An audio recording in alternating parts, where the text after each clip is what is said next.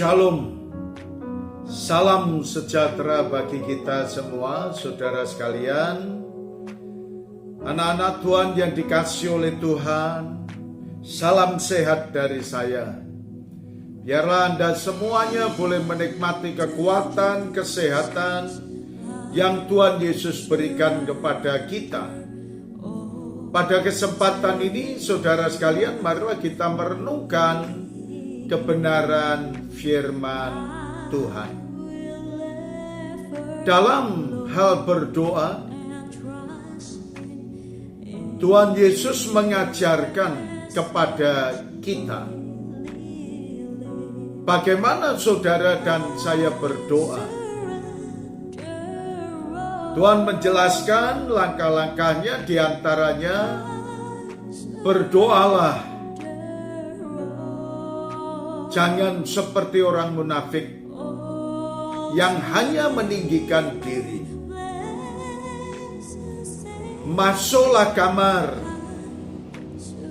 carilah tempat yang tenang untuk berdoa, dan jangan berdoa mengulang-ulang atau bertele-tele.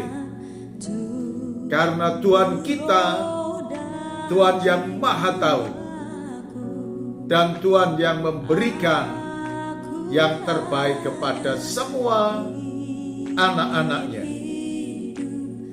Demikian pula Tuhan juga mengajarkan kepada kita langkah apa yang harus saudara dan saya lakukan dikala saudara dan saya harus berdoa. Dalam kitab Injil Matius pasal yang ke-6, ayat yang ke-5 sampai dengan ayat yang ke-7 mengatur berkaitan dengan bagaimana kita berdoa. Kemudian dari ayat yang ke-9 sampai dengan ayat yang ke-13, Tuhan juga mengajarkan kepada kita cara untuk berdoa. Yang pertama, hendaknya saudara dan saya berdoa untuk mengagungkan nama Tuhan, untuk memuji dan memuliakan nama Tuhan. Dalam ayat yang ke-9 sampai dengan ayat yang ke-10. Karena itu berdoalah demikian, Bapa kami yang di surga, dikuduskanlah namamu, datanglah kerajaanmu, jadilah kehendakmu di bumi seperti di surga. Doa ini adalah doa untuk mengagungkan nama Tuhan, untuk menaikkan rasa syukur kita di hadapan Allah, dan doa untuk memuji-muji nama Tuhan. Dan inilah yang harus dilakukan oleh setiap anak-anak Tuhan.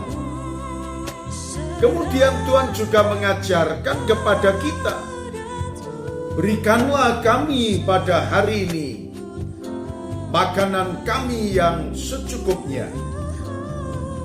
Saudara sekalian, Tuhan mengajarkan kepada kita berkaitan dengan doa permohonan. Tuhan mengajarkan supaya saudara dan saya boleh mengajukan segala sesuatu di hadapan Allah. Dan Tuhan juga memberi kesempatan kepada kita agar saudara dan saya juga berdoa secara pengakuan dosa kita. Dan ampunilah kami akan kesalahan kami, seperti kami juga mengampuni orang yang bersalah kepada kami.